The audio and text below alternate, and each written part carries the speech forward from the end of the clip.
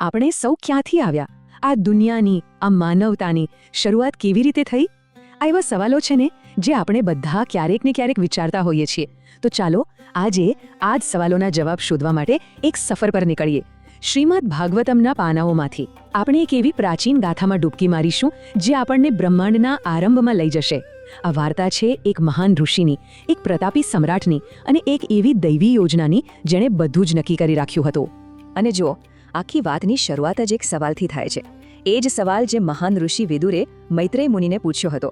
આખરે દુનિયાના પહેલા પરિવારોની શરૂઆત કેવી રીતે થઈ? અને બસ એમના જવાબમાંથી જ આ અદ્ભુત કથાનો જન્મ થયો. એક એવી કથા જેમાં સૃષ્ટિના સર્જનના કેટલાય રહસ્યો છુપાયેલા છે. તો તૈયાર છે રહસ્યોને જાણવા? તો આ કથાના કેન્દ્રમાં છે એક મહાન ઋષિ કર્દમ મુનિ. તેઓ બ્રહ્માજીના માનસપુત્ર હતા અને એમના પિતા એટલે કે ખુદ સર્જનહારે એમણે એક ખૂબ જ મોટું અને મહત્વનું કામ સોંપ્યું હતું. આ પૃથ્વી પર માનવ વંશને આગળ વધારવાનું, પ્રજાનું સર્જન કરવાનું. હવે જુઓ, આ કોઈ નાનું સૂનું કામ નહોતું. આ તો એક કોસ્મિક ડ્યુટી હતી, એમનો પરમ ધર્મ હતો.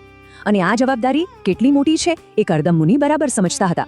એટલે જ પોતાના પિતા બ્રહ્માજીની આજ્ઞા પૂરી કરવા માટે એમણે સરસ્વતી નદીના કિનારે કઠોરમાં કઠોર તપસ્યા શરૂ કરી. કારણ કે એમને ખબર હતી કે આવું વિરાટ કાર્ય દૈવી કૃપા વગર શક્ય જ નથી. પણ કેટલા સમય માટે? 1-2 વર્ષ? 100 વર્ષ? ના, પૂરા 10,000 વર્ષ સુધી. જરા વિચારો, 10,000 વર્ષ! આ સમયગાળો જ આપણને બતાવે છે કે કર્દમ મુનિની એકાગ્રતા અને ભગવાન વિષ્ણુ પ્રત્યેની એમની ભક્તિ કેટલી અતૂટ હશે. એક જ સંકલ્પ પર આટલા લાંબા સમય સુધી ટકી રહેવું એ તો ખરેખર માનવ ક્ષમતાની પરાકાષ્ઠા હતી. અને પછી 10,000 વર્ષની એ કઠોર તપસ્યાનું ફળ મળવાનો સમય આવ્યો. એમની ભક્તિથી પ્રસન્ન થઈને સ્વયં પરમાત્મા ભગવાન વિષ્ણુ એમને દર્શન આપવા માટે પ્રગટ થયા. અને ભગવાનનું આ પ્રાગટ્ય કોઈ સામાન્ય રીતે નહોતું થયું. શાસ્ત્રો કહે છે કે ભગવાન શાબ્દમ બ્રહ્મ એટલે કે દિવ્ય ધ્વનિના સ્વરૂપમાં પ્રગટ થયા. આનો અર્થ એ છે કે એમનું સ્વરૂપ ભૌતિક નહોતું પણ શુદ્ધ આધ્યાત્મિક હતું. એ માત્ર આંખોથી જોવાની વાત નહોતી, એ તો આત્માથી અનુભવવાની વાત હતી. તો ભગવાનનું એ દિવ્ય સ્વરૂપ કેવું હતું? શાસ્ત્રો એનું અદ્ભુત વર્ણન કરે છે. એમના મુખ પર ઘેરા વાંકડિયા વાળની લટો શોભી રહી હતી. એમનું સ્મિત એવું સ્મિત જે કોઈનું પણ હૃદય જીતી લે. શરીર પર પીળા વસ્ત્રો હતા અને ગળામાં તાજા કમળ અને કુમુદની માળા શોભી રહી હતી. અને એમની આંખો શ્વેત કમળ જેવી સુંદર. એટલું જ નહીં, એમના માથે ચમકતો મુગુટ અને કાનમાં કુંડળ હતા. હાથમાં શંખ, ચક્ર અને ગદા ધારણ કરેલા હતા. એમના ગળામાં કૌસ્તુભમણિ ચમકી રહ્યો હતો. અને એમના કમળ જેવા સુંદર ચરણ એમના વાહન ગરુડજીના ખભા પર વિરાજમાન હતા. ખરેખર એક સંપૂર્ણ દિવ્ય અને ભવ્ય સ્વરૂપ. હવે આવા દિવ્ય સ્વરૂપના દર્શન કરીને કર્દમ મુનિનું તો જીવન ધન્ય થઈ ગયું. એમની આંખોમાં આંસુ હતા અને હૃદય ભક્તિથી ભરેલું હતું. તેઓ જમીન પર દંડવત પ્રણામ કરીને હાથ જોડીને ભગવાનની સ્તુતિ કરવા લાગ્યા. એમની પ્રાર્થનામાં એક ખૂબ જ સુંદર અને ઊંડું રૂપક છે. એમણે કહ્યું, હે પ્રભુ, જેમ કરોળીઓ પોતાની અંદરથી જ જાડું બનાવે છે, એને સાચવે છે અને સમય આવે પાછું પોતાની અંદર સમાવી લે છે, બસ એ જ રીતે તમે પણ તમારી પોતાની શક્તિથી આ બ્રહ્માંડનું સર્જન, પાલન અને અંતે સંહાર કરો છો. આ એક જ વાક્યમાં સૃષ્ટિના આખા ચક્રનો સાર આવી જાય છે. અને અહીં કર્દમ મુનિ પૂજાના 2 રસ્તા બતાવે છે. એક રસ્તો છે ભૌતિક લાભ માટે પૂજા કરવાનો, જે અસ્થાયી સુખ આપે છે, અને બીજો રસ્તો છે શુદ્ધ ભક્તિનો, જે સમયના ચક્રમાંથી જ મુક્ત કરી દે છે. પણ અહીં એમની વિનમ્રતા તો જુઓ. હજારો વર્ષની તપસ્યા પછી પણ તેઓ ભગવાન સામે નિખાલસપણે કબૂલ કરે છે કે હે પ્રભુ, હું તો તમારી પાસે એક યોગ્ય પત્નીની કામના લઈને આવ્યો છું. આ જ તો સાચા ભક્તની નિશાની છે. કોઈ અહંકાર નહીં, બસ શુદ્ધ હૃદયથી સ્વીકાર. તો ઋષિની આ નિખાલસ પ્રાર્થનાનો ભગવાને શું જવાબ આપ્યો? ગરુડ પર બિરાજમાન ભગવાન એક પ્રેમાળ સ્મિત સાથે કર્દમ મુનિને પોતાની દિવ્ય યોજના વિશે જણાવે છે. ભગવાને કહ્યું, હે ઋષિ, તમે જે ઈચ્છો છો એ હું તમારા મનમાં પ્રવેશ કરીને પહેલાથી જ જાણું છું. અને મેં એના માટે વ્યવસ્થા પણ કરી દીધી છે. આનાથી એક બહુ મોટો સિદ્ધાંત શીખવા મળે છે. શુદ્ધ હૃદયથી કરેલી ભક્તિ ક્યારેય ખાલી જતી નથી, ભલે એની પાછળ કોઈ ભૌતિક ઈચ્છા જ કેમ ન હોય. અને ભગવાને જે જવાબ આપ્યો એ તો કર્દમ મુનિના આખા જીવનનો નકશો હતો. એમણે ભવિષ્યવાણી કરી. પહેલું કે પરમ દિવસે સમ્રાટ સ્વયંભૂ મનુ પોતે તમારી પાસે આવશે. બીજું કે તેઓ એમની ગુણવાન પુત્રી દેવહૂતિનો હાથ તમને સોંપશે. ત્રીજું કે દેવહૂતિથી તમને 9 પુત્રીઓ થશે. ચોથું અને સૌથી મોટી વાત કે એ પછી હું પોતે સાંખ્ય દર્શનનું જ્ઞાન આપવા માટે તમારા પુત્ર તરીકે જન્મ લઈશ. અને છેલ્લે 5મું કે આ બધા કર્તવ્યો પૂરા કર્યા પછી તમે સંસારનો ત્યાગ કરીને મોક્ષ પામશો. આ તો જાણે આખા જીવનની બ્લુપ્રિન્ટ જ આપી દીધી. આટલું કહીને ભગવાન તો અદૃશ્ય થઈ ગયા અને કહેવાય છે કે જ્યારે ગરુડજી ઉડ્યા ત્યારે એમની પાંખોના ફફડાટમાંથી વૈદિક મંત્રોનો ધ્વનિ સંભળાતો હતો. હવે કરદમ મુનિ બિંદુ સરોવરના કિનારે ભગવાનના વચન મુજબ એ શુભ ઘડીની રાહ જોવા લાગ્યા. અને એ બિંદુ સરોવરનો આશ્રમ કેવો હતો એનું વર્ણન પણ ખૂબ જ સુંદર છે. એ સરોવર ભગવાનના કરુણાના અશ્રુબિંદુઓથી બન્યું હતું. એની આસપાસ ફળોથી લછેલા પવિત્ર વૃક્ષો હતા, પક્ષીઓનો મધુર કલરવ ગુંજતો હતો, હરણ અને વાનર જેવા શાંત પ્રાણીઓ નિર્ભય થઈને ફરતા હતા, અને હવામાં મધમાખીઓનો ગુંજારો હતો. એકદમ શાંત અને દિવ્ય વાતાવરણ. અને બરાબર ભવિષ્યવાણી મુજબ પરમ દિવસે સમ્રાટ મનુ પોતાની પત્ની રાણી શત્રુપા અને પુત્રી દેવહૂતિ સાથે સોનાના રથમાં બેસીને ત્યાં આવી પહોંચ્યા. દૈવી યોજનાનું પહેલું પગલું હવે હકીકત બની રહ્યું હતું. સમ્રાટ મનુએ જ્યારે ઋષિ કરદમને જોયા ત્યારે એમના તપના તેજથી પ્રભાવિત થઈ ગયા. ઋષિ ઊંચા હતા, માથે જટા હતી અને આંખો કમળની પાંખડીઓ જેવી હતી. અને એક રસપ્રદ વાત એ છે કે 10,000 વર્ષની તપસ્યા પછી પણ એમનું શરીર દુર્બળ નહોતું. કેમ? કારણ કે ભગવાનના દિવ્ય શબ્દો અને એમની કૃપાદ્રષ્ટિથી જ એમનું પોષણ થઈ ગયું હતું. સમ્રાટનું સ્વાગત કરતા ઋષિ કરદમે રાજાના ધર્મ વિશે એક બહુ ઊંડી વાત કરી. એમણે કહ્યું કે એક સાચો રાજા તો પૃથ્વી પર દેવતાઓનું જ સ્વરૂપ છે. જેમ સૂર્ય જીવન આપે છે, ચંદ્ર આનંદ આપે છે, અગ્નિ દુષ્ટોને દંડ આપે છે, બસ એ જ રીતે એક ધર્મનિષ્ઠ રાજા પણ પોતાની પ્રજાનું રક્ષણ, પાલન અને ન્યાય કરે છે. રાજાનું શાસન એ બ્રહ્માંડની વ્યવસ્થાનું જ એક પ્રતિબિંબ છે. તો આખી કથા આપણને એક ખૂબ જ સુંદર સવાલ પાસે લાવીને મૂકી દે છે. જ્યારે એક મનુષ્યનો ગહન પ્રયાસ, જેમ કે કરદમ મુનિની 10,000 વર્ષની તપસ્યા ઉપરથી આવતી દૈવી કૃપા સાથે ભળે છે, ત્યારે શું થાય છે? ત્યારે ઇતિહાસ રચાય છે. ત્યારે એક વ્યક્તિનો સંકલ્પ આખા બ્રહ્માંડની યોજનાનો હિસ્સો બની જાય છે. અને હવે જ્યારે ઋષિ કરદમ સમ્રાટ મનુને એમના આવવાનું કારણ પૂછે છે, ત્યારે આપણને ખબર છે કે આ માત્ર એક સામાન્ય મુલાકાત નથી. આ તો એક નવા અધ્યાયની, એક નવા યુગની શરૂઆત છે.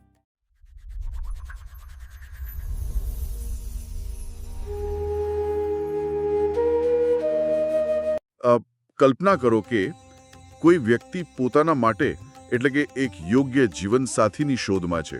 હા, બિલકુલ. આજના સમયમાં આપણે શું કરીએ? આપણે મેટ્રિમોનિયલ સાઇટ્સ પર જઈએ, ડેટિંગ એપ્સનો ઉપયોગ કરીએ, અથવા તો ખબર છે ને, પરિવાર અને પરિચિતોની મદદ લઈએ. સાચી વાત છે. અને વધુમાં વધુ કેટલો સમય લાગે આમાં? એ જ નહીં, 1 વર્ષ, 2 વર્ષ, કદાચ બહુ તો 5 વર્ષ. હા, બિલકુલ. પરંતુ માત્ર એક યોગ્ય જીવનસાથી મેળવવા માટે, લગ્ન કરવા માટે જો કોઈને 10,000 વર્ષ સુધી કઠોર તપસ્યા કરવી પડે તો તે કેવું લાગે? ઓ વાહ! 10,000 વર્ષ? હા, 10,000 વર્ષ. આજના ફાસ્ટ ફોરવર્ડ જમાનામાં તો આ વાત પચાવવી સાવ અઘવી છે.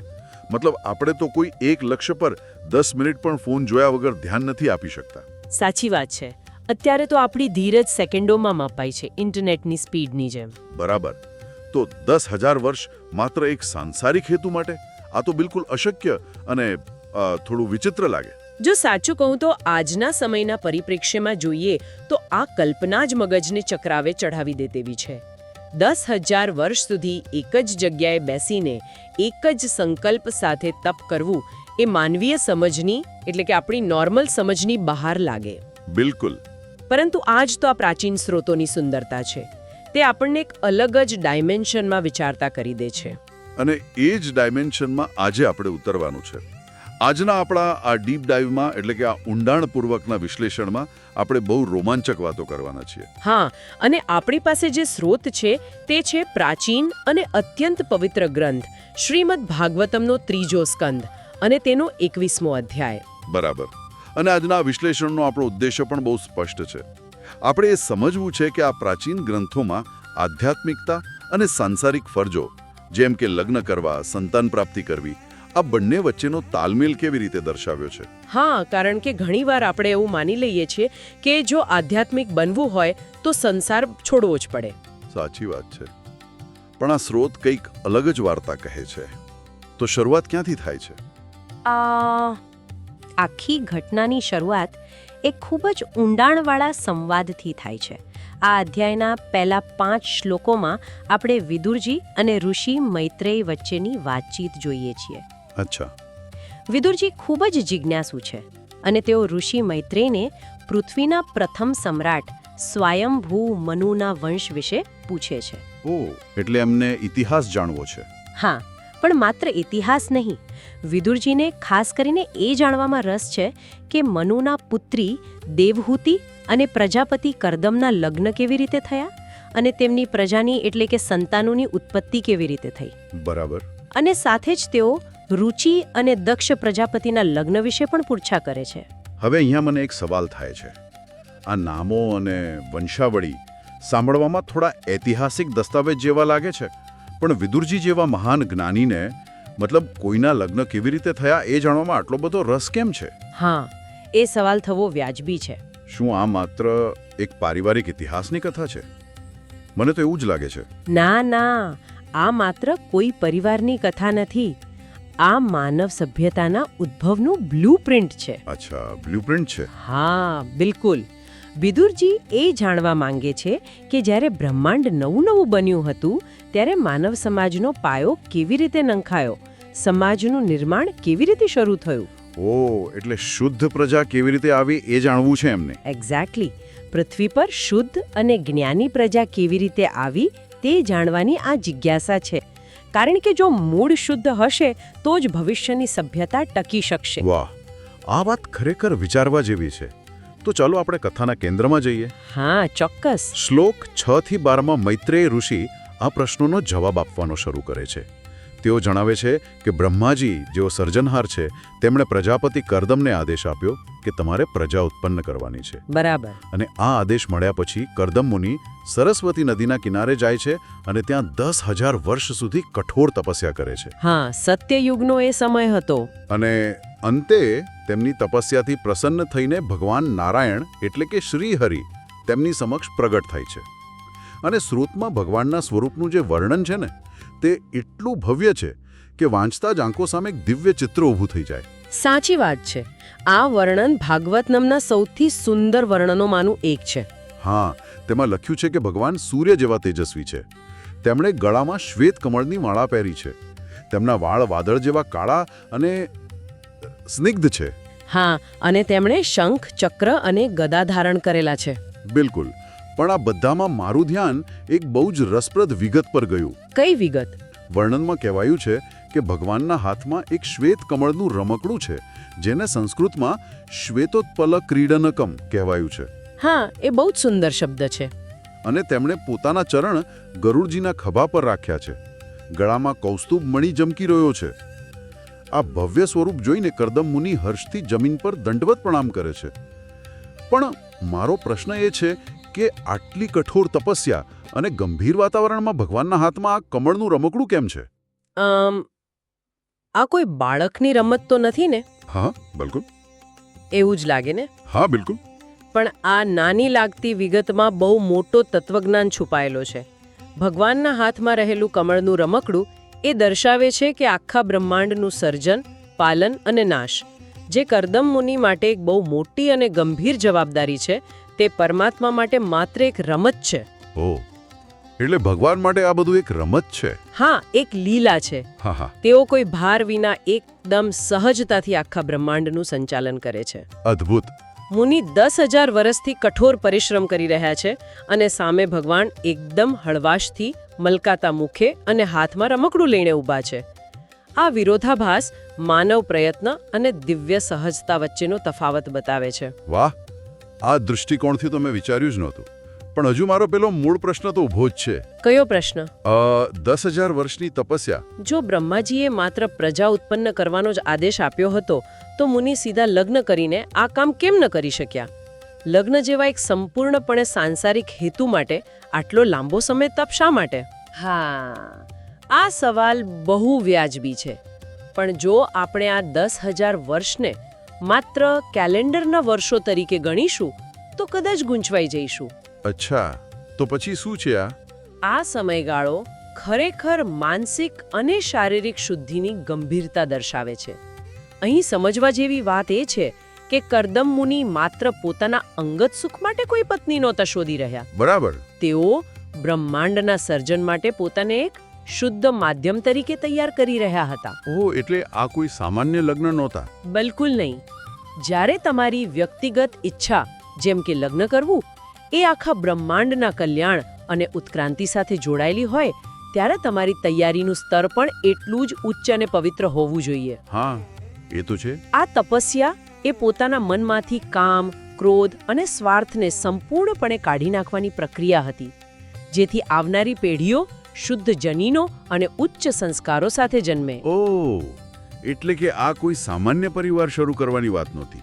આ તો એક યુનિવર્સલ પ્રોજેક્ટ હતો. હા, એકદમ સાચો શબ્દ વાપર્યો, યુનિવર્સલ પ્રોજેક્ટ. અને જ્યારે જવાબદારી આટલી મોટી હોય ત્યારે પાત્રની યોગ્યતા ચકાસવી અને પોતાને ઘડવા એ બહુ જ જરૂરી બની જાય છે. બિલકુલ.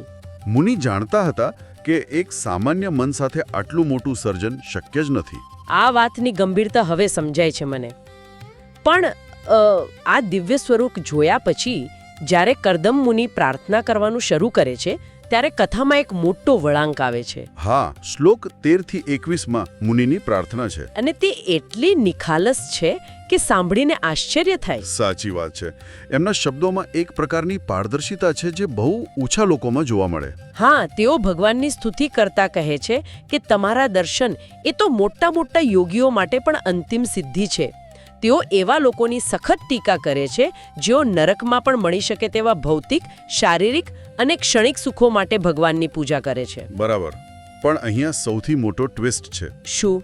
આટલી ઊંડી ફિલોસોફીની વાત કર્યા પછી અને દુન્યવી સુખોની ટીકા કર્યા પછી તેઓ એકદમ નિખાલસતાથી કબૂલે છે કે હે પ્રભુ, હું પોતે પણ એક સમાન વિચારવાળી પત્ની માટે જ આપની પાસે આવ્યો છું. હા, આ બહુ ઇન્ટરેસ્ટિંગ છે. અને તેઓ આ પત્નીને સંસ્કૃતમાં ગૃહમેધધેનુમ કહે છે, એટલે કે ગૃહસ્થ જીવનની ગાય, જે બધી જ ધાર્મિક અને સાંસારિક ઈચ્છાઓ પૂરી કરનારી હોય. અહીં ગૃહમેધધેનુમ શબ્દ બહુ મહત્વનો છે.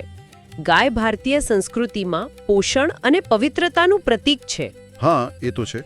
એટલે કરદમ મુનિ એવી પત્ની માંગી રહ્યા છે જે તેમના ગૃહસ્થ જીવનનું પોષણ કરે, તેમને ધર્મના માર્ગ પર સાથ આપે, નહીં કે માત્ર શારીરિક સુખ આપે. પણ મારા મનમાં એક દલીલ ઊભી થાય છે અહીંયા. કઈ દલીલ? જો કરદમ મુનિ આટલા જ્ઞાની છે, જો તેમને અંતિમ સત્ય એટલે કે ભગવાન પોતે રૂબરૂ મળી જ ગયા છે, તો પછી આ સાંસારિક લગ્નની માંગણી કરવી એ વિરોધાભાસી નથી લાગતું? હા, લાગે તો છે. આ તો એના જેવું થયું કે કોઈ વ્યક્તિ દુનિયાના સૌથી મોટા અબજોપતિને મળે, જેની પાસે દુનિયાની તમામ સંપત્તિ છે, અને તેમની પાસે જઈને કહે કે મને ફક્ત એક કપ ચા પીવડાવી દો. હા હા. મતલબ ભગવાન સામે સાક્ષાત ઊભા હોય અને તમે પત્ની માંગો છો? આ અબજોપતિ અને ચાવાળી સરખામણી બહુ સચોટ છે. પહેલી નજરે તો આ વિરોધાભાસ જ લાગે છે આપણને. બિલકુલ. પણ આપણે મુનિની પ્રાર્થનાના આગળના શ્લોકો જોઈએ તો આ વિરોધાભાસ ખૂબ જ સુંદર રીતે ઉકળી જાય છે. કરદમ મુનિ ભગવાનને કરોળિયા એટલે કે અ સ્પાઈડર, સંસ્કૃતમાં યથોર્ણાભીર કહેવાય છે, તેની સાથે સરખાવે છે. અચ્છા, કરોળિયા સાથે. હા, જેમ કરોળિયો પોતાની જ અંદર રહેલી શક્તિથી જાળ બનાવે છે, તેમાં રહે છે અને અંતે તેને પાછી પોતાની અંદર ખેંચી લે છે, તેમ ભગવાન આ જગતનું સર્જન, પાલન અને લય કરે છે. એટલે મુનિએ બતાવવા માંગે છે કે તેમને આ સૃષ્ટિના મૂળભૂત નિયમોની ખબર છે. હા, અને આનાથી પણ મોટો પુરાવો છે સમયના ચક્રનું વર્ણન. સમયનું ચક્ર? હા, મુનિ સમયના અવિરત ફરતા ચક્રનું વર્ણન કરતા કહે છે કે આ ચક્રને 13 આરા એટલે કે 12 મહિનાઓ અને 1 અધિક માસ છે, 360 સાંધા છે એટલે કે દિવસો, અને 6 નેમી એટલે કે ઋતુઓ છે. ઓ, આખું ગણિત આપ્યું છે એમણે. બરાબર. કરદમ મુનિ આ ગણિત દ્વારા ભગવાનને કહી રહ્યા છે કે હે પ્રભુ, હું જાણું છું કે તમારું આ સમયનું ચક્ર બધું જ નષ્ટ કરી દે છે. એટલે કે બધું જ નાશવંત છે એવું? હા, મારા ભૌતિક સુખો, મારા સંબંધો, મારું ભવિષ્યનું કુટુંબ બધું જ આ સમયના ચક્રમાં નાશ પામવાનું છે એવું એમને ખબર છે. ઓહ, એટલે કે તેઓ બ્રહ્મા નથી. તેઓ બહુ સારી રીતે જાણે છે કે જે પત્ની કે સંસાર તેઓ માંગી રહ્યા છે તે કાયમી નથી. એકદમ બરાબર. તેઓ ચા નથી માંગી રહ્યા, તેઓ બ્રહ્માજીએ આપેલા કર્તવ્યનું પાલન કરવા માટે એક સાધન માંગી રહ્યા છે. હા, હવે સમજાયું. તેઓ પોતાની સાંસારિક ફરજોને છુપાવતા નથી, પણ તેને પરમાત્માના આશીર્વાદથી પવિત્ર કરવા માંગે છે. તેઓ દર્શાવે છે કે આધ્યાત્મિકતા અને ગૃહસ્થ જીવન એકબીજાના દુશ્મન નથી. જો હેતુ શુદ્ધ હોય તો સાંસારિક જીવન પણ મોક્ષનો માર્ગ બની શકે છે. વાહ, આ સમજ્યા પછી હવે કરદમ મુનિ પ્રત્યેનો આદર બહુ વધી જાય છે. બિલકુલ. તો હવે જોઈએ કે ભગવાન આનો શું જવાબ આપે છે. શ્લોક 22 થી 32માં ભગવાન તેમની આ નિખાલસ પ્રાર્થના સાંભળીને મલકાતા મુખે અને અમૃત સમાન વાણીમાં જવાબ આપે છે. હા, ભગવાન બહુ પ્રસન્ન છે. ભગવાન તેમને ખાતરી આપે છે કે મારા માટે કરવામાં આવેલું કોઈ પણ કાર્ય કે મારી પૂજા ક્યારેય નિષ્ફળ જતી નથી. અને પછી ભગવાન જે ભવિષ્યવાણી કરે છે ને તે એટલી સચોટ છે કે કોઈ પણ આધુનિક જ્યોતિષ કે ડેટા એનાલિટિક્સ પણ ટૂંકા પડે.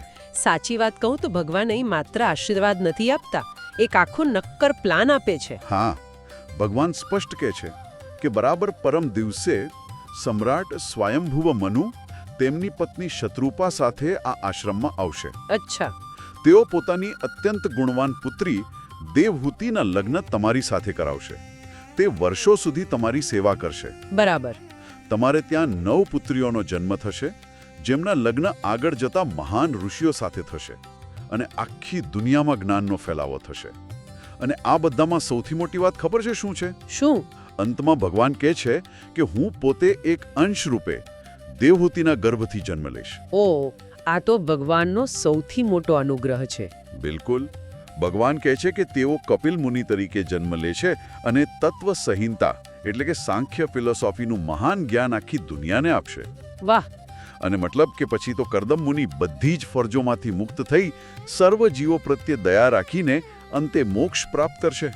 મને તો આ બ્રહ્માંડની સૌથી સચોટ અને ગેરંટીડ મેચ મેકિંગ સર્વિસ લાગે છે. હા હા, એકદમ ગેરંટીડ. જેમાં પાર્ટનર કોણ હશે, ક્યારે મળશે, કેટલા બાળકો થશે અને એન્ડ રિઝલ્ટ એટલે કે મોક્ષ શું હશે એ બધું જ પહેલેથી નક્કી છે. પણ મને એક વાત અહીં ખટકતી રહે છે. કઈ વાત? ભગવાને પોતે તેમના પુત્ર તરીકે જન્મ લેવાની શું જરૂર પડી? શું તેઓ ઉપર બેઠા બેઠા સાંખ્ય ફિલોસોફીનું જ્ઞાન કોઈ પુસ્તક કે આકાશવાણી દ્વારા ના આપી શક્યા હોત? આ બહુ જ મહત્વનો અને ઊંડો પ્રશ્ન છે. પહેલા તો એ સમજીએ કે આ સાંખ્ય ફિલોસોફી છે શું. હા, એ સમજવું જરૂરી છે. સાંખ્ય એટલે ગણતરી કે પૃથ્થકરણ. આ ફિલોસોફી સમજાવે છે કે આખું બ્રહ્માંડ 2 તત્વોનું બનેલું છે. એક છે પુરુષ એટલે કે શુદ્ધ ચેતના, જેને આપણે કોન્શિયસનેસ કહીએ. બરાબર. અને બીજું છે પ્રકૃતિ એટલે કે ભૌતિક તત્વો, મેટર. મનુષ્ય દુઃખી કેમ થાય છે? કારણ કે તે પોતાની શુદ્ધ ચેતનાને ભૂલીને પોતાને આ ભૌતિક પ્રકૃતિ કે શરીર માની બેસે છે. અચ્છા. આ કોઈ સામાન્ય માહિતી નથી જે કોઈને પણ આપી દેવાય. આ સર્વોચ્ચ આધ્યાત્મિક વિજ્ઞાન છે. ઓકે, એટલે કે આ જ્ઞાન પચાવવા માટે એક વિશેષ પાત્રની જરૂર પડે. બિલકુલ. અને એ પાત્ર કેવી રીતે બને? અહીં 2 અદ્ભુત શક્તિઓનો સંગમ થઈ રહ્યો છે. એક બાજુ છે દેવહૂતિ, જે ફરજ, સેવા અને અતૂટ સમર્પણનું પ્રતીક છે. હા. અને બીજી બાજુ છે કરદમ મુનિ, જેઓ 10,000 વર્ષની ભક્તિ અને તપનું પરિણામ છે. જ્યારે ફરજ અને ભક્તિનું જ્યારે જ્ઞાન અને સેવાનું સંપૂર્ણ અને શુદ્ધ મિલન થાય છે ત્યારે જ સર્વોચ્ચ જ્ઞાન પ્રગટ થઈ શકે છે. વાહ, કેટલો સુંદર વિચાર છે.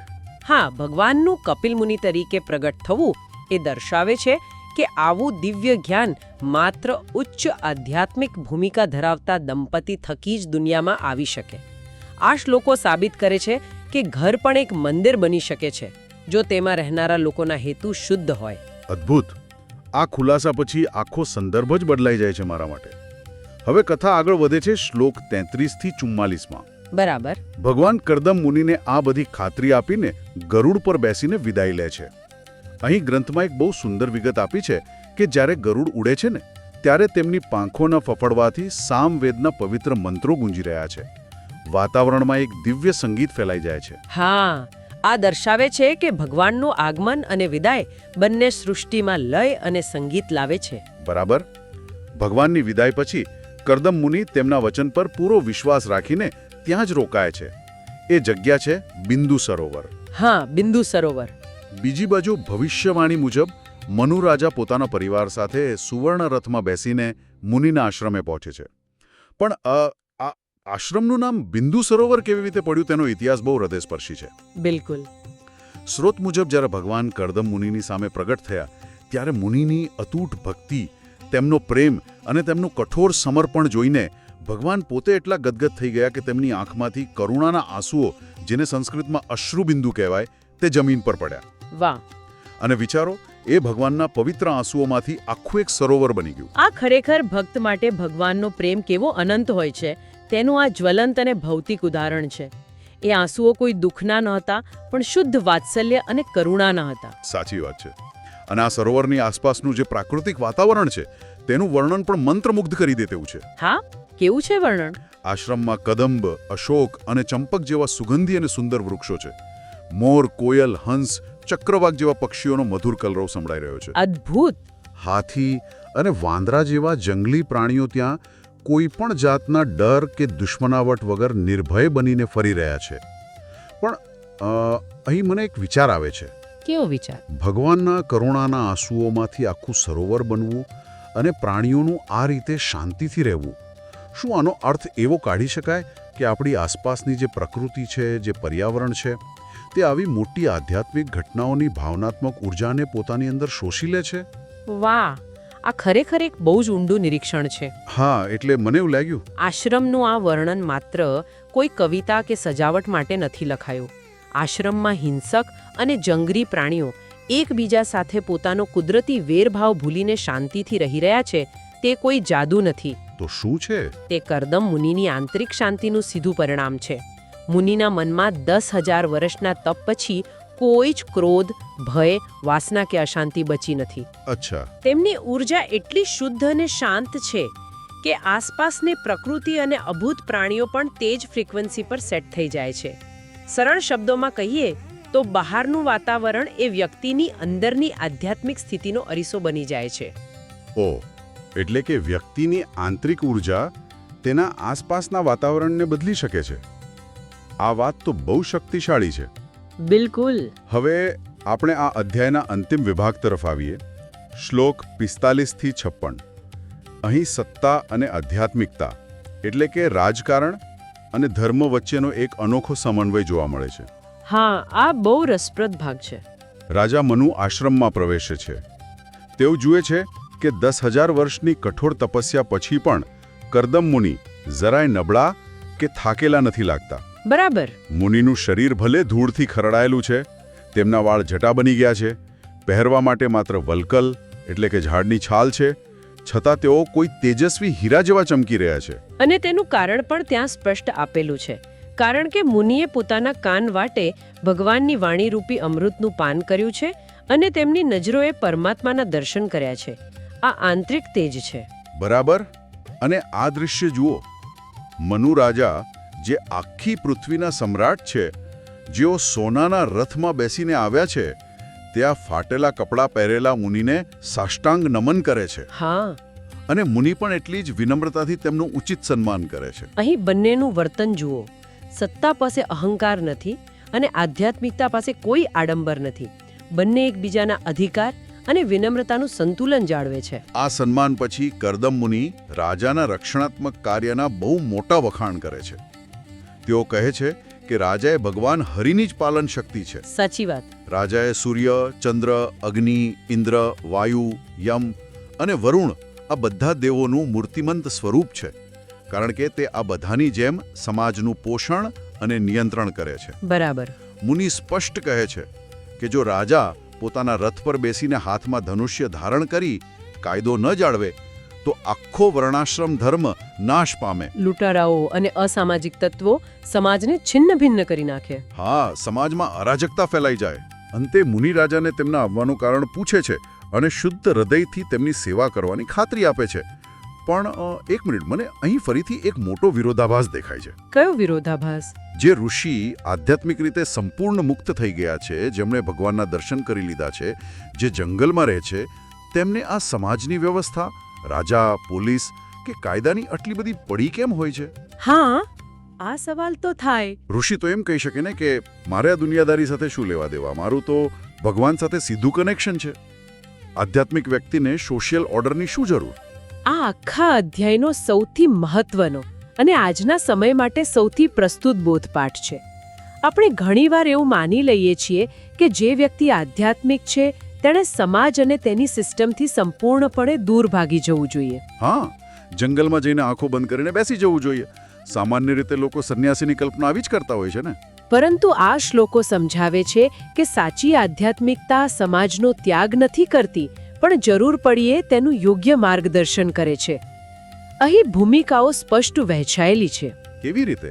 ઋષિ પાસે સમાજ કેવો હોવો જોઈએ તેની દ્રષ્ટિ એટલે કે વિઝન છે, જ્યારે રાજા પાસે તે દ્રષ્ટિનો અમલ કરાવવાની સત્તા એટલે કે એક્ઝિક્યુશન છે. અચ્છા. આને એક આધુનિક ઉદાહરણથી સમજીએ.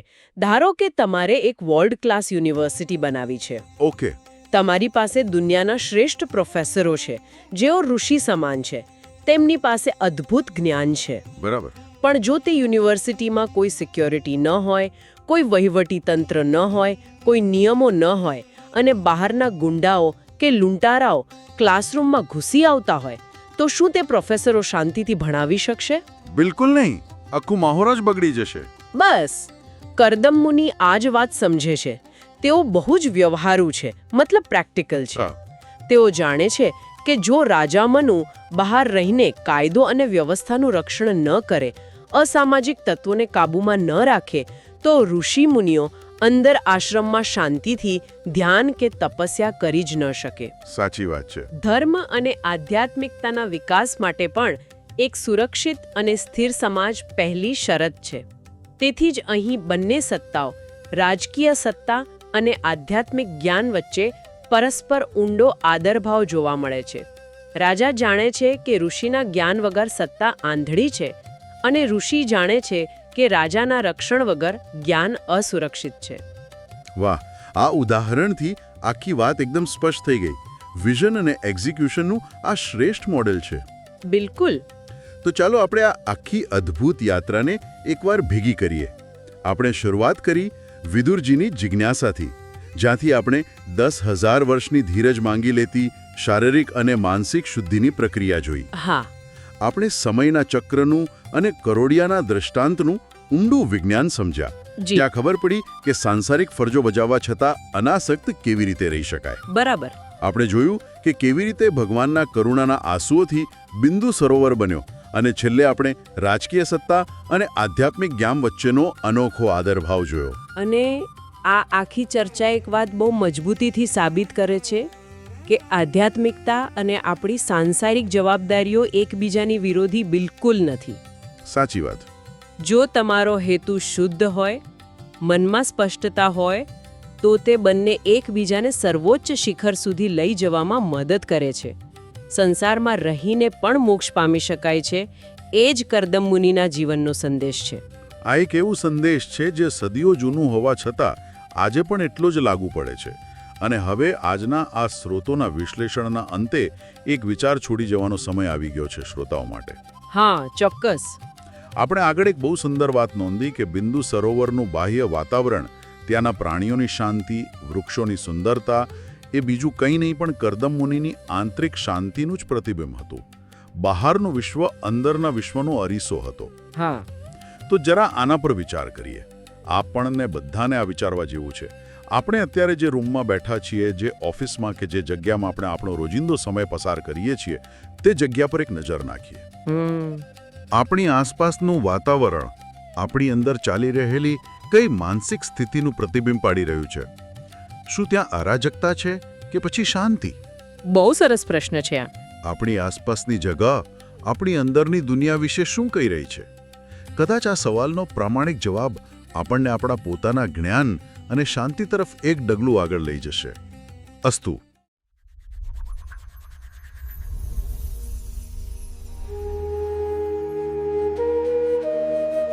ચાલો શ્રીમદ ભાગવતમમાંથી ભક્તિ અને દૈવી કૃપાની એક અદ્ભુત ગાથા જોઈએ. તો આખી કથાના કેન્દ્રમાં આ જ સવાલ છે, અને શરૂઆત પણ એક પ્રશ્નથી જ થાય છે. વિદુરજી ખાસ કરીને મનુની પુત્રી દેવહૂતિ અને તેમના પતિ મહાન યોગી કરદમ વિશે પૂછે છે. જવાબમાં મૈત્રેય ઋષિ કહે છે કે કરદમે પૂરા 10,000 વર્ષ સુધી કઠોર તપસ્યા કરી હતી. આટલી અડગ ભક્તિનું ફળ તો મળવાનું જ હતું. ભગવાન પોતે તેમની સમક્ષ પ્રગટ થયા. કેવું અદ્ભુત દ્રશ્ય હતું! સૂર્ય જેવું તેજ, કમળની માળા અને પીળા વસ્ત્રોમાં સાક્ષાત ભગવાન. આ જોઈને કરદમ તો આનંદથી અભિભૂત થઈ ગયા. તેઓ જમીન પર નમી પડ્યા અને પ્રાર્થના કરવા લાગ્યા.